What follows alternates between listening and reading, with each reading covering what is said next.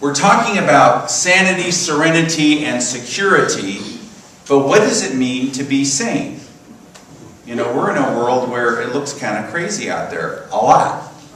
Where are you going to find your sanity? Well, you're not going to find it out there. You're going to find it in here, but when we find ourselves swamped, mentally swamped by the craziness of the world, we have to take responsibility for the fact that it isn't out there that's crazy. It's the fact that we're letting it in. You know, the whole ocean of water in the world cannot sink a boat unless the boat lets the water in. And your job is to go through the waters of life without letting it get in your boat. And how often do we buy into the consciousness that we see around us? You know, Sanzen, who was a great Zen master, said, when I became enlightened, I was not saved from the world, but I was saved from my own deluded mind. And it's the delusion of my own mind that says, well, you know, I can control all those things out there, instead of understanding that my job is not to let it into my boat, but to choose within my own beingness to move into a new awareness, a new deeper awareness that's beneath the level and the surface of the conscious mind. So sanity, what makes things sane? Well, there's a lot of stories about the holy fool. You know about St. Francis and how he was the holy fool, and how he did many things that people tell stories about today. But I want to move us from Christianity into Islam. There's a wonderful story about the holy fool, the Mullah Nasruddin, who was a Sufi master, and he was seen in the town square throwing breadcrumbs around. And as he was throwing the breadcrumbs around, one of his students walked up to him and he said, "What are you doing?" He says, "Well, I'm chasing away the tigers." And his student said, "Well, there are no tigers around here." He says, "Well, effective, isn't it?" The point being that if you live from another place, if you live from another place of being, that which looks crazy to the world may well have some deeper meaning. Jesus said, no one will be able to figure you out. The wind blows from here to there, and nobody knows where it's coming from. Nobody knows where it's going to. And so it is for people who are born from above, born again, born from that higher consciousness. And so that awareness is within you, that you can tap into, that you can plug into and bring into your awareness and move forward. But you got to get in touch with it. And today I want to share some really basic tools on how to get in touch with what's real. I want to get in touch with what's really real together. I want to get in touch with what's really real.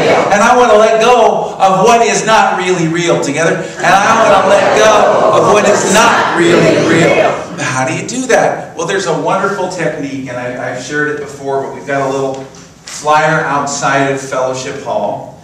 And it is the question and answer process and the agitated energy process. Now, question and answer process is a journaling exercise taught to me by my mentor 30 years ago, Dr. Mary Allen. And she shared with me this method for getting in touch with the truth, for discerning the truth. Getting in touch with the reality that's underneath the surface static of everyday life. You know, when I was a kid, my parents gave me a shortwave radio.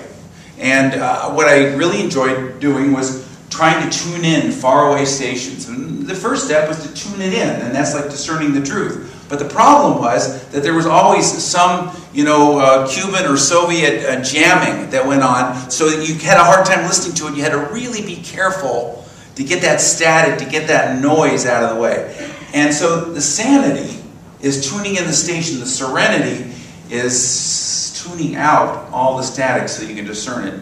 And the security is living from that. So the question and answer process is that tuning in, finding out what's really real. And sometimes you'll find yourself tuning into things that you never ever would have believed were true. There's a wonderful story from Scott Peck. How many of you know Scott Peck, The Road Less Traveled? And Scott Peck was, he was in a family where everybody in the family, especially all the males, had to follow a certain track. And how many of us have families where the family has a better idea than we do who we are and what we're supposed to do? I've often said Chicago's a place where the families really tell us what to do, and we spend a lot of our time trying to keep our families happy. And to which I challenge us, let's stop trying to keep our families happy. Instead, let's love our families enough to let them be unhappy. If they're unhappy, St. Augustine said, love and then do what you will. And so if you're loving and you're coming from your higher good, then you can do what you will. And this happened to Scott Peck. He was 15 years old. He was going to Exeter Academy, a prep school, and like all of the males of his family had, going back 3 generations. And he said he heard a voice. He was miserable. He heard a voice that said to him, audibly, the only real security in life lies in relishing life's insecurity. And he said he knew in that moment that he needed to drop out of Exeter and go to a public school and have a completely different life than his family wanted him to have. He added, even if it meant being out of step with all that seemed holy, I had decided to be me. And when he put his foot upon that spiritual path of being authentic and true to himself, of discerning the reality within his beingness that is always there underneath the surface, I discern the reality underneath the surface. Together, I discern the reality underneath the surface. When he did that, circumstances in the entire universe conspired in his favor. Conspired in what he called, and I think we can call, grace, which is the mechanism of the universe to move us in the direction that is for our health, for our benefit, for our well-being. And it was like there was a conspiracy of soul for him. He said, there is a force, the mechanism of which we do not fully understand, that operates routinely in most of us to encourage our health, even under the most adverse conditions. Could it be that most of us do live charmed lives? Could it be, really, that the line in the song is true, "'Tis grace that brought me safe thus far"? I remember I was going through multiple crises all at once over 30 years ago, and I kept getting in meditation. Every time I get quiet enough, I get the words, "You are charmed and blessed." I didn't feel charmed, I didn't feel blessed. But it's the first line in the Sermon on the Mount, "Blessed are the confused, for theirs is the kingdom of heaven," because that's what poor in spirit truly means. That is being willing to relish and embrace the insecurity of not knowing long enough to get in touch with something that's more real. This is a challenging talk because it's saying that underneath the surface of what you think is going on, there's an entirely different order. There is the outer order, and then there's the implicate order, the deeper order of things. And that divine order will come forth and speak in your life to the extent that you're willing to get in touch with it. That reality is there. You can get in touch with it by asking, by listening. You know, your heart's always speaking to you.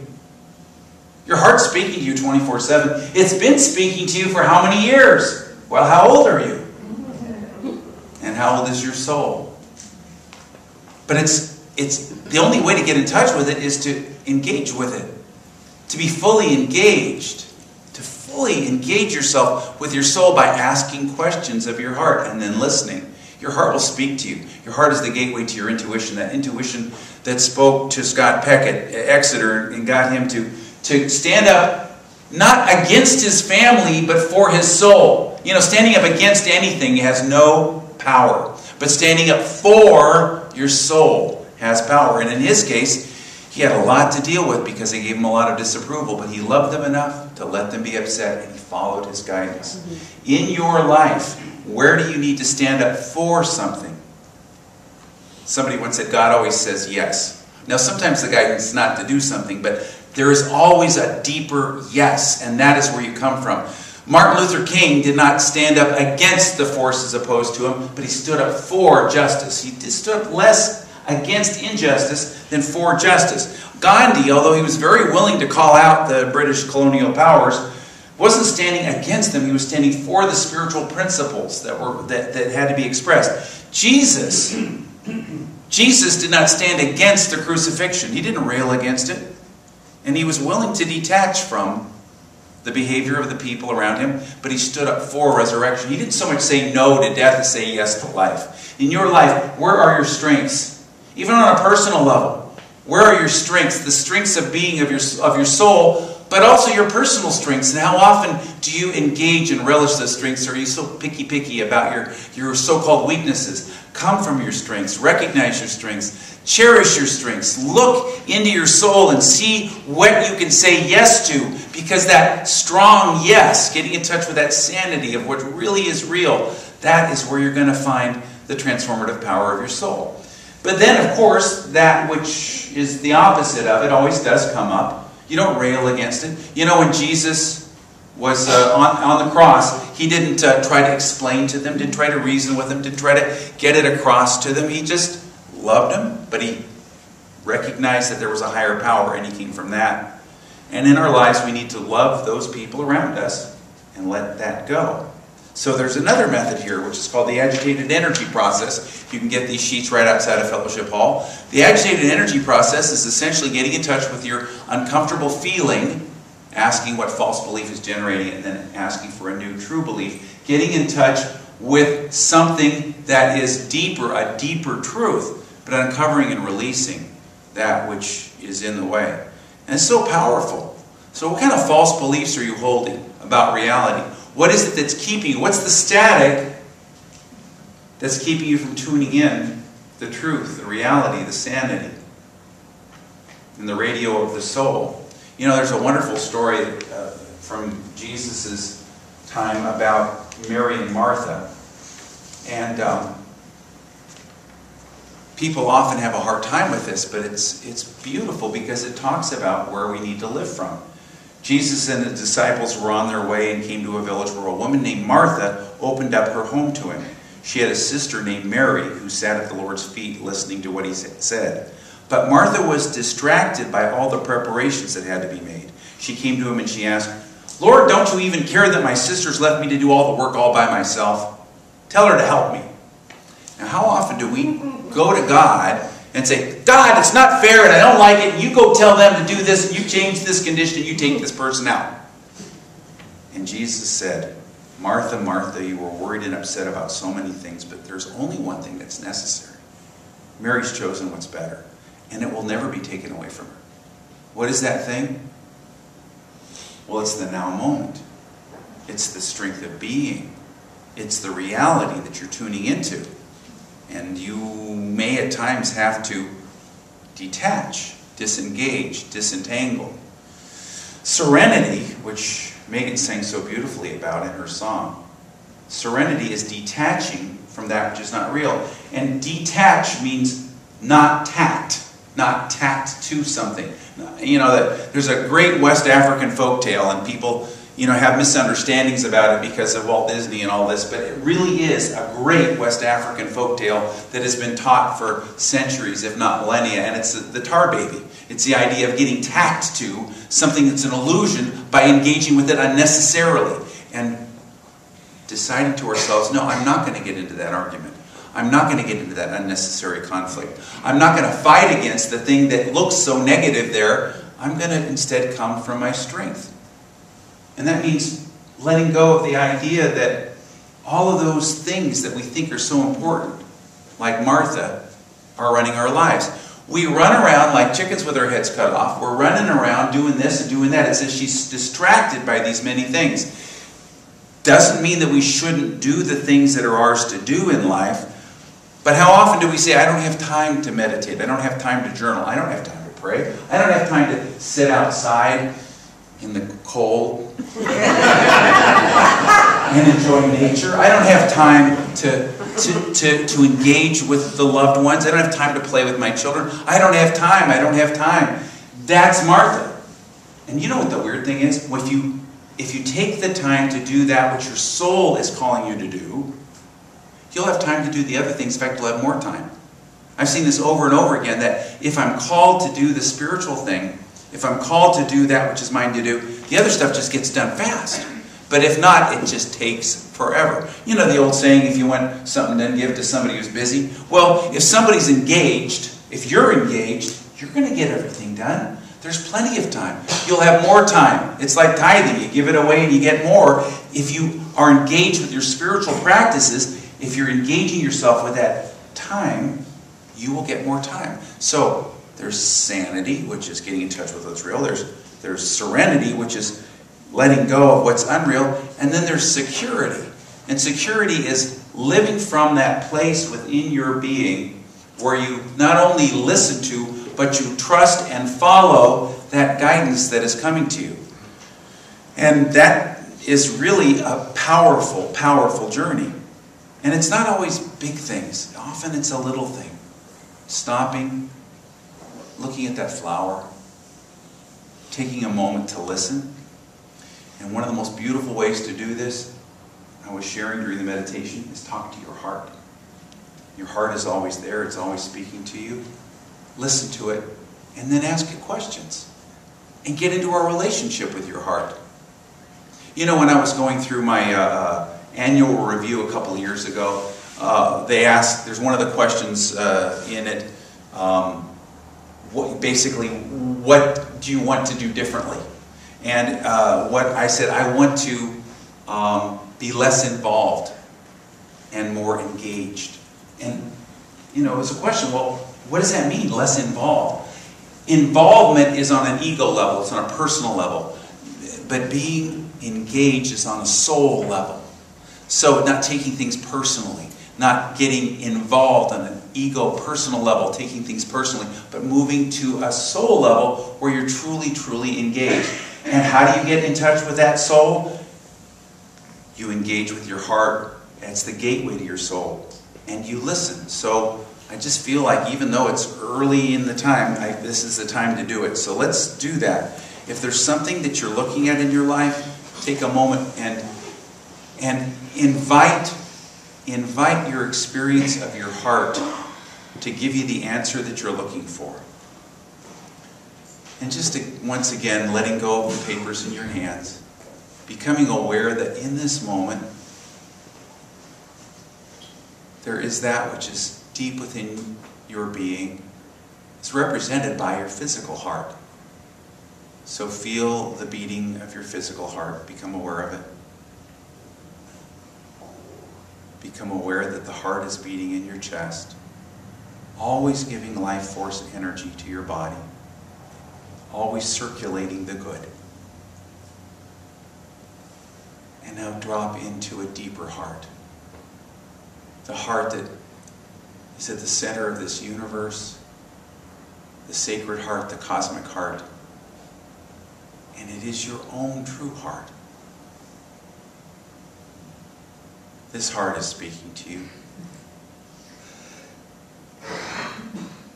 This heart will answer your questions.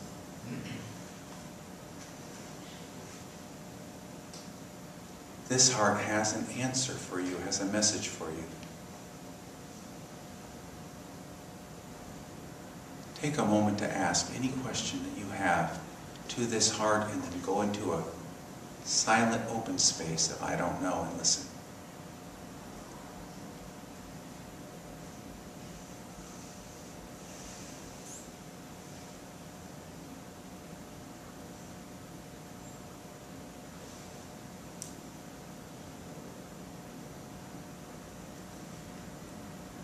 My heart, like Mary, knows what's important.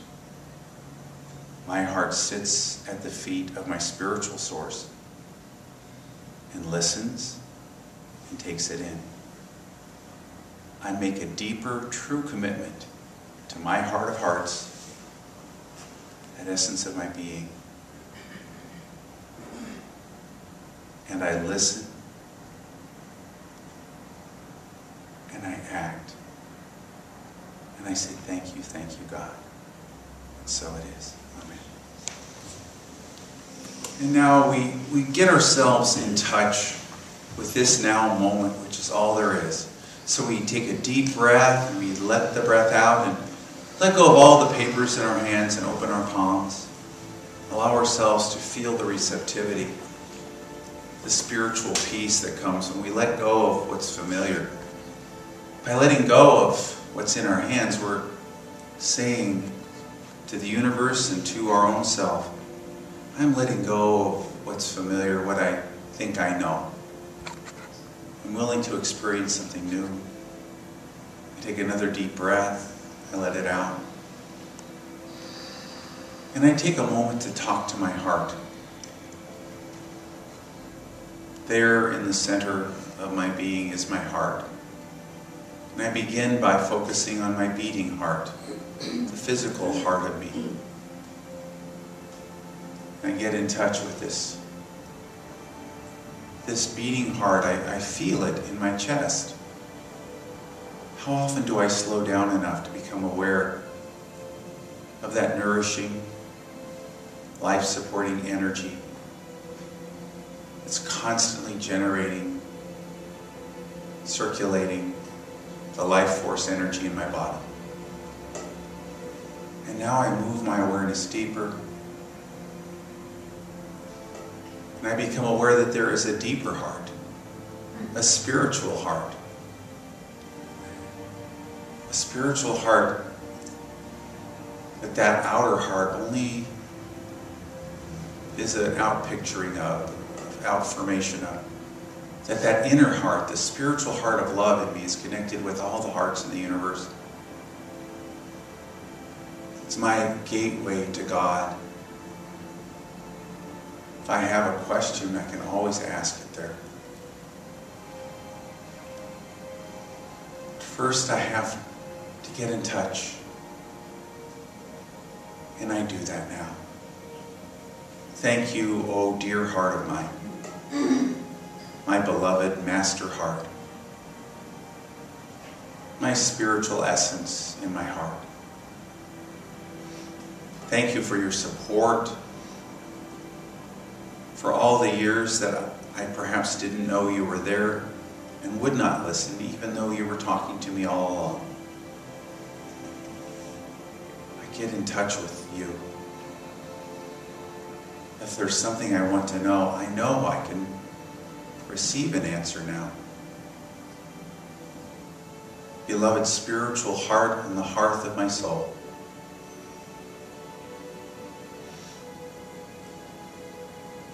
What is it you want me to know? What is it you want to provide for me? What support?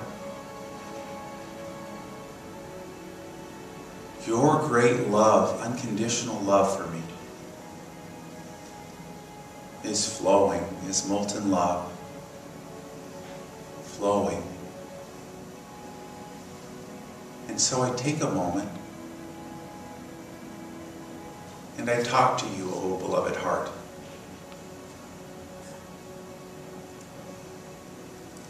I speak to you of my yearnings. And I ask any question that I may have. And then after asking the question, I go into a space of I don't know, and I listen. I listen.